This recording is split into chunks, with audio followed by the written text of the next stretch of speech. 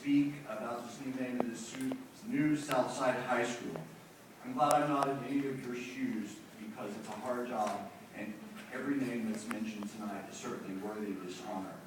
In case you don't know me, I'm the director of music at First United Methodist Church, and I'm an adjunct professor at Texas A&M Corpus Christi. Raised my children in Corpus Christi public schools. Tonight, though, I've come to support the naming of the new high school, the Walter Furley High School. No doubt, many of you knew Walter, maybe even better than me, because of his media exposure in Corpus Christi. But there's more to the story that maybe you don't know. Walter Furley was a product of CCISD. He was a graduate of Corpus Christi High School. Following his education at Corpus Christi High School, he attended Del Mar and earned a degree from the University of Texas. Education was important to Walter. As a man who was a pioneer in the broadcast news industry, Walter relied on his education, especially his eloquent use of words and his media-perfect voice, to bring the news in his noon television broadcast to Corpus Christi for over 46 years. That's a record you'll find in the Guinness Book of World Records. No doubt, he learned these skills for language and word use, for writing, and for producing quality stories in his years as a student at Corpus Christi. His command of these skills allowed him to build and maintain the trust of the public during his total 53-year broadcast career in radio and television. His name and calming voice earned him trust from the public, whether in fair weather or in the harrowing times of a hurricane. You could count on Walter to be there. But Walter was more than a newscaster.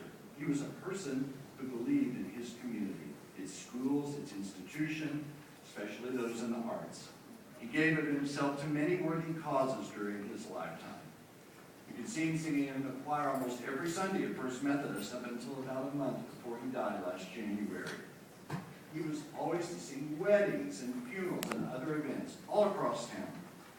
He served as a narrator for many concerts of the symphony.